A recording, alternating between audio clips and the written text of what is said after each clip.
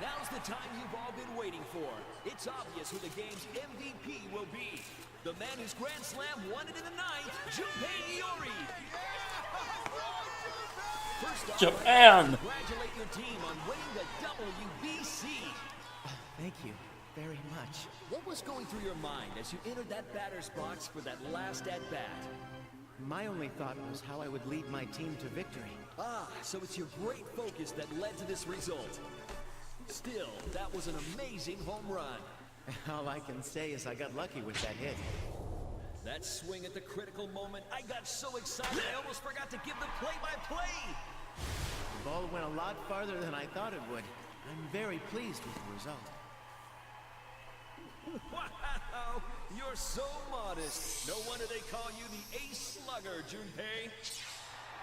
By the way, is there anyone who'd like to dedicate this victory to? Well...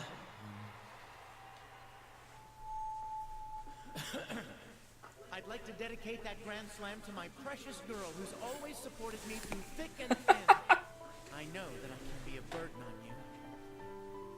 I'm not the greatest, but... Will you marry me? Yasso Inaba, end of the line. Yasso Inaba. Sorry, sir, but this is the end of the line. I was dreaming. Poor Junpei. I'm really glad I did that, though. For a split second, I was rolling my eyes, because I'm like, okay. They get out of college. One of them, like, basically goes to run a shadow, like, secret CIA spy network. Another of them becomes, like, a model and ends up being a, very well-known actress. And now he's like an MVP baseball player. I'm like, come on, guys. They can't all become amazing. So yeah, I'm glad it was a dream. Let's see here. Man, that's a tough name to make out. How am I supposed to pronounce that? It's written beneath in kanji. Oh, it's Yasso Inaba. Wait, where is this? Huh. Let's see what the shuttle train schedule is. I check the train schedule and I feel myself slipping into despair. Seriously? There aren't any more trains leaving this station? That was the final train for the night? I've really done it now. The great feeling that I had only a moment ago withers away. What the hell, man? Why'd this happen? Let's see, I worked a full shift at my job today, and then the kids had a game after that. Wait, the kids? You have kids?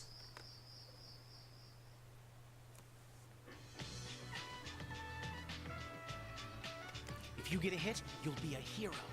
Are you gonna try for a home Oh run? no, he became a baseball coach. That's right. I've forgotten about that. I was like, whoa, what? You can't have kids at baseball age. It's only been like 3 years since Persona 3. It's the afternoon before a long holiday weekend. Normally, I'd be busy with my part-time job and top-secret missions, but on days off, I transform into an excellent coach for a boys' baseball team. This is our first game in a while, so I want to make sure that these kids win somehow. The game's coming to an end, and we're one run away from tying up the score. I'm talking with Goro, our cleanup hitter, and he was getting too much of a swell head over his position to actually focus on the game. Even if he could get a clean hit, he'd never be able to do it like this. Of course I am. You made me the cleanup hitter after all. I'm making this a home run, no matter what. Watch your mouth, kid, or you'll scare the ball away. Now listen up. Don't try to act cool. Just play like you normally would. The team's counting on you. Goro stops boasting and turns toward the bench.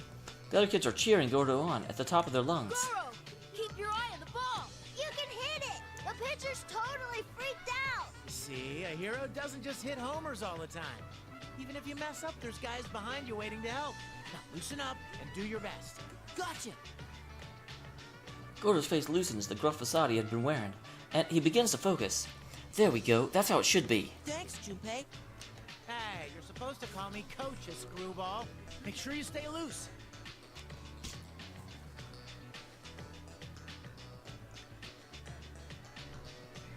I finish off by giving a hard smack to Goro's butt with my bat, before sending him off to the batter's box. Goro keeps his eye on the ball, and lands a direct hit, sending the ball flying out past the outfielders. Alright, we're tied! Goto's standing on second base with a huge grin, waving to us.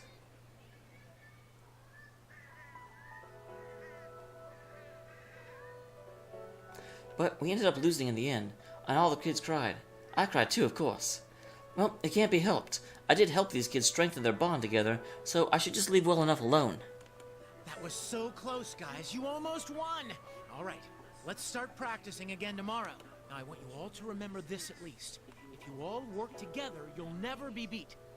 Okay, we're done for today. After the game, I said some final words as the coach. If you all work together, you'll never be beat. All that, and that was that. Man, I even think that's an awesome speech. Oh yeah, thinking about it back on it now, I'm honestly proud I came up with that. I bet the kids are still carrying that moment around in their heads. Yeah, I'm such an awesome coach. It's really worthwhile volunteering for a kids team even after working the night shift.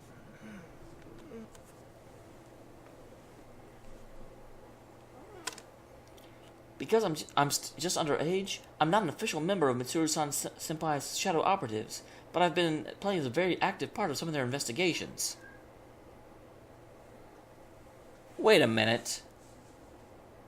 Wasn't Fuka in the same class that Junpei was? How is Fuka an official member and Junpei isn't? I get that Akihiko and Mitsuru are older, but that doesn't explain Fuka.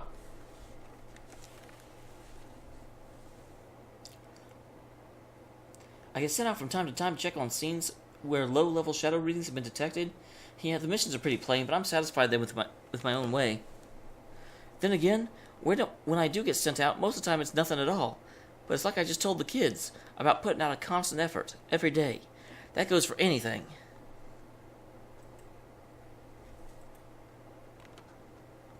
It's not like getting these missions. I'm getting these missions every day. So in the meantime, I spend a lot of my part-time jobs. Even though it's kids' baseball, renting fields, and paying for rides to away games gets surprisingly expensive.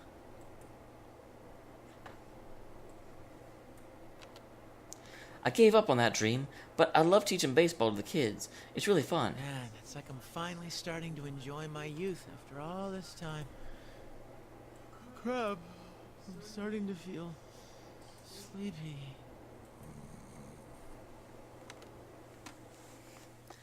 And that's how you slept through every single stop and ended up in Inaba. Which is, I must say, a little bit too much of a coincidence for me. You know, the exact time you wanted to be in just happened to be the last stop on the train you just happened to be on when you just happened to fall asleep. I mean, maybe you fall asleep all the time, but still.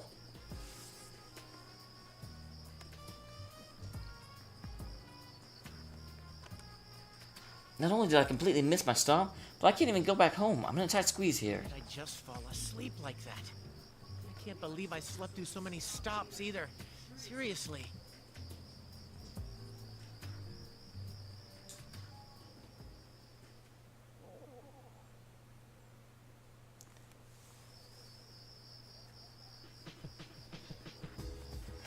I decided to leave the station for a time being. There's some basic vending machines outside, and nothing else. That's actually kind of impressive. Crap, that's really bad. If something doesn't happen soon, it looks like I'm going to end up sleeping outside. What the heck am I gonna do now? Guess I better call somebody and hope. I'll pull out my phone to call up anyone I can think of so I can get a ride out of here. But, surprise, it's not on. I prayed that the battery didn't die while I was in on that train, and I hit the power button, and it turns on! No, the battery's in the red. I might not be able to make a single call at this point. Things never turn out well when they're this bad, but suddenly my ringtone echoes through the empty place. Oh. Beep, beep, beep! Hello? Finally! Hey, Junpei, what were you doing? I've been calling you this whole time. It's Yucatan. How long has she been trying to call me? Maybe she got dumped by her boyfriend and needs a shoulder to cry on. Or something? Wait, does she even have a boyfriend? She sounds really pissed off for some reason, but she's almost always like this after all. The most important thing right now is charging the phone. Oh, hey, Yucatan. Can we not talk about that now? My battery's about to die.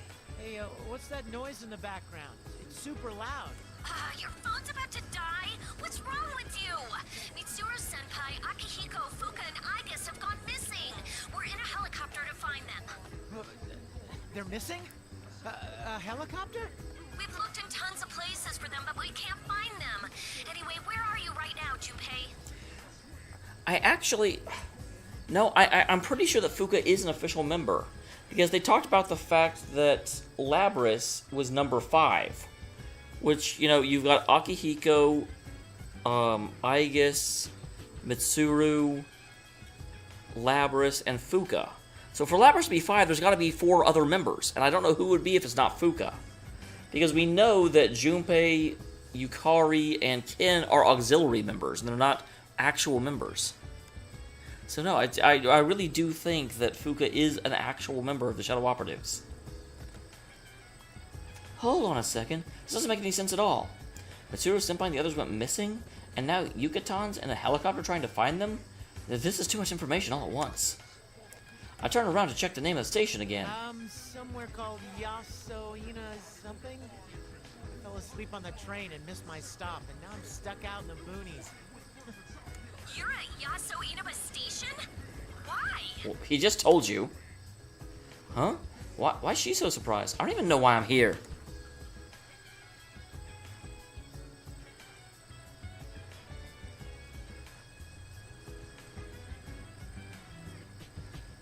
Crap, Yucatan, the battery's going. Fine, just wait there. We'll come get you.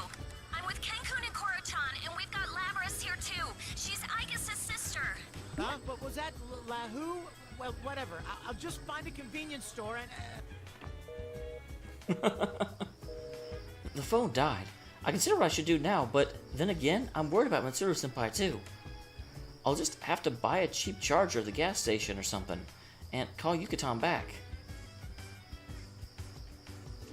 This may be out in the boonies, but there's gotta be a convenience store open around here. I start walking around the road in search of an open store. After walking for some time, I finally see a familiar lighted sign out in the distance.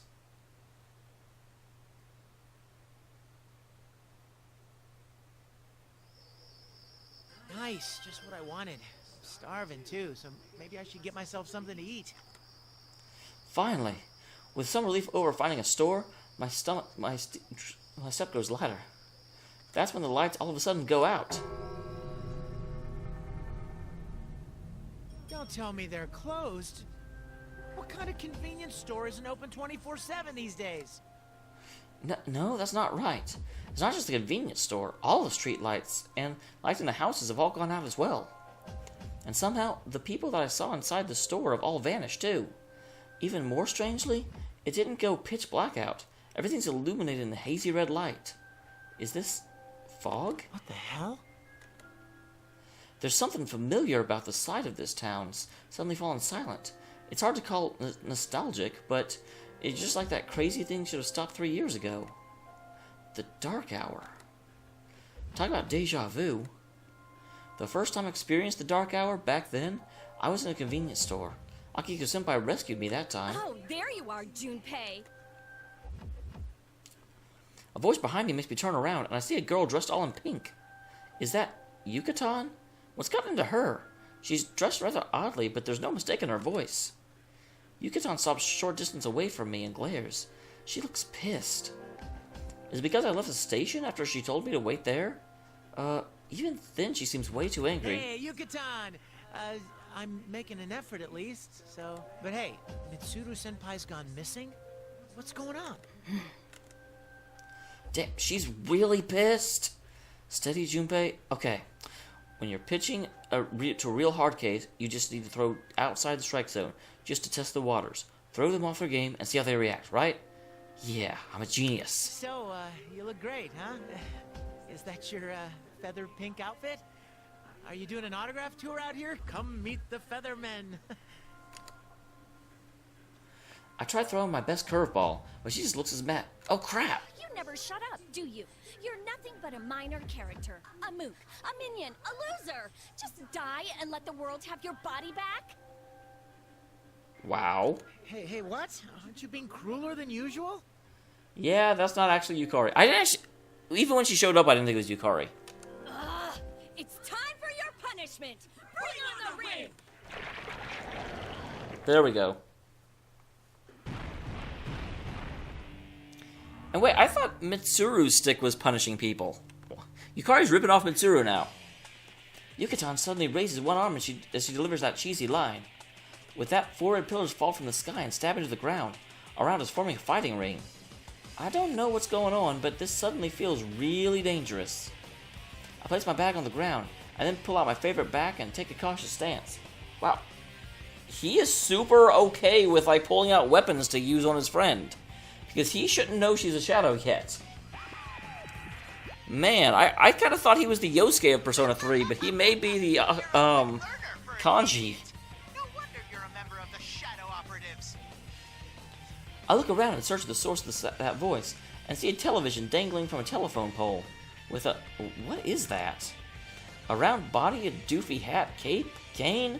Is this some kind of local station cartoon mascot that I don't know about? He's saying something about a General Teddy. What's that his name? And why would a TV be hanging from a pole like that? Who the hell are you? I don't know what's going on, so you better explain yourself. If this is some prank show, it's not funny. You really are a yappy idiot. Now let's begin Operation World Destruction. I mean, the one-on-one P1 climax. Smooth. P1 climax? I'm not in the mood to drag this out, so I'll just give a short rundown. The rules are simple. Win and you get to move on. Lose and you're stuck here. Huh? You mean I have to fight Yukaton? Well, you knew that when you pulled your bat out, dude. Oh, you really are being an ass. If you're not gonna do this, then hurry up and die. Here we go. A gust of wind blows, and I recognize Yukaton's persona before me. Whoa, whoa, whoa, whoa! Not only are we fighting, but we're doing it with our personas? That doesn't make any sense, and I don't even have my evoker with me. When I look back at Yukaton, she's already got her bow drawn and pointed at me. Oh man, she's completely ready for this. Whoa, hold on, Featherpink. We can talk this out. I mean, you shouldn't be pointing that at people. My desperate plea is in vain, and Yukaton shoots an arrow at me with no hesitation.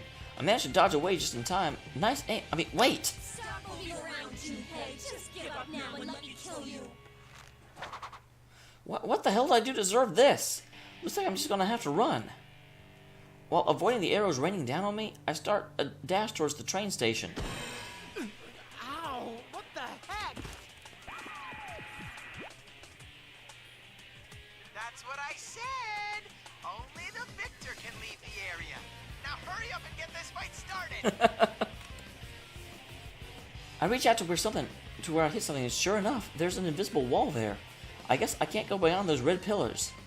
Does this mean that I'm seriously in trouble here? I hope you're prepared. Face me, evildoer. You're no match for Featherpink. Strikeout batter. Strikeout batter? What the hell does that even mean? Did I get promoted from generic bad guy to a villain out of the blue? Well, I guess I'll just have to fight a bit and pray that it's enough to knock Yukaton back to her senses. Desperate times call for desperate measures. How dare you, Featherman? I, Lord Junpei, will strike you down. Alright, let's do this. I have never used Junpei in my life, so this will be interesting.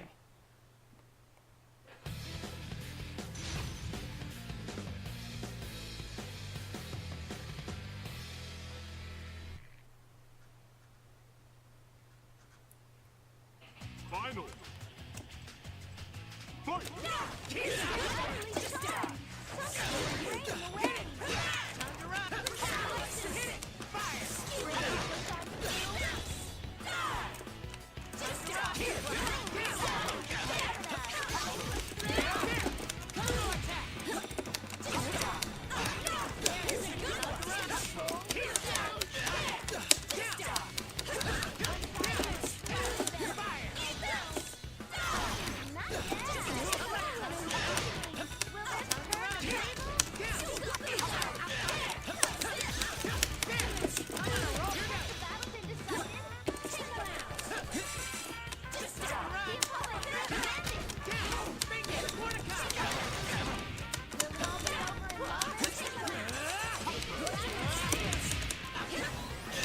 Dang it.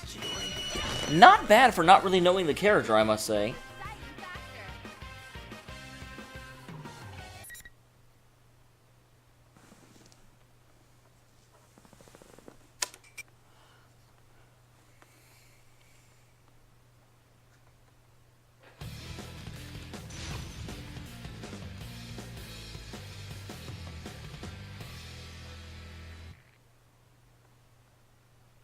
Final.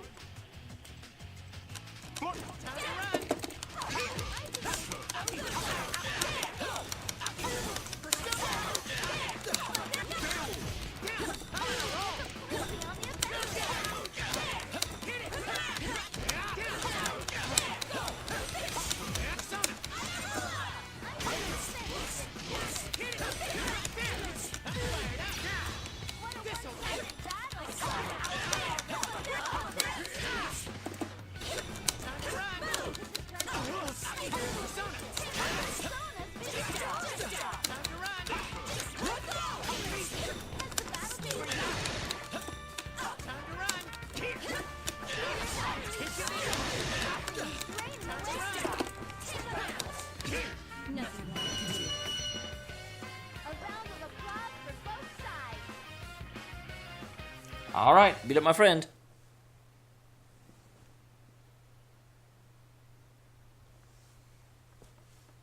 The Mook wins! Keep that up and keep winning! Who are you calling a mook? Wait, Yucatan!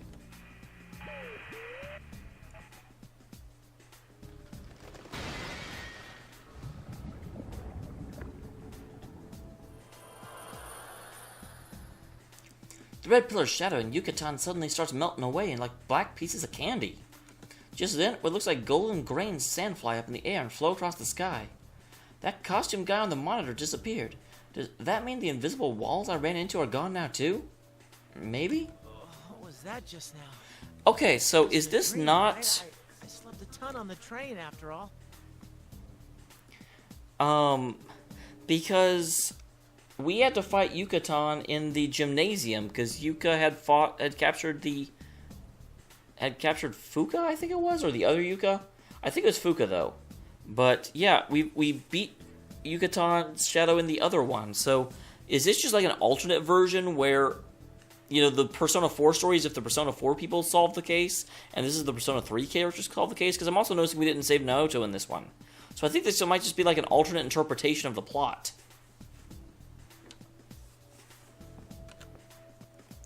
I pinch myself and look around. Ow! The lights are still out in the city and there's still no one around. Could this really be the Dark Hour? The way that Yucatan disappeared seems familiar too. Was that a shadow? Then was that a fake Yucatan? The convenience store's lights went out right around midnight, I think. Past midnight. It reminds me of the Dark Hour that was our battlefield when we fought within 3 years ago. Did the Dark Hour come back? At the stroke of midnight, the world seemingly stops in time, and the world becomes a place where only Persona using people like us can move around. During that time, people disappear and shadows show up instead. Normal people don't even notice this time exists. At the very least, the situation looks a lot like the Dark Hour. But wait a sec. How'd I use my Persona without an evoker? Those with potential like us are able to summon Personas by resolving ourselves to death. But in order to acquire the trigger for such resolve, we usually use things like evokers. They're shaped like guns. But during that fight, I was able to serve my Persona Trimezorgus just by thinking about it in my head. This feels like it's more dangerous than the Dark Hour. If that's the case, could the disappearance of Mitsuru Senpai and the rest be related to this phenomenon? Is that General Teddy guy behind this? We'd better step barefully. He likes it. That costume dude told me to keep winning, but I don't know anything about this town. Well, just standing here isn't going to do me any good, so I guess I should just head back to the station for now. That's where the real Yucatan told me to wait. Let's see here. Which way was it? I start walking back the way I came, but something's obviously wrong. I mean, I don't think it took me this long to get from the station to the store, and it might just be because of the fog, but the street poles and streets look distorted. A maze that changes every time you look at it. That itself reminds me of the past. Was that a girl who needs help? Someone might be getting attacked by something similar to that monster's Yucatan. I mean, that monster that looked like Yucatan. If that really was a shadow, then there's no way I can ignore this. I'm a shadow operative's lethal weapon, after all. I look towards where the sound was coming from, and I see a giant shopping center, like the one you'd find in the suburbs. The sign says, Junes. Oh, hey, I know that store. Every day's great. Wait, you remember everything except for the Junes part? Even though the sign, you're literally looking at Junes? I don't remember this place from a moment ago, but I'm positive I heard the girl's scream come from there. She needs me to rescue her. Hang on, I'm coming. Shadow Operative Junpei Iori is on the scene. I force open the stuck automatic door with my hands and almost trip over a number of things while I run into the building.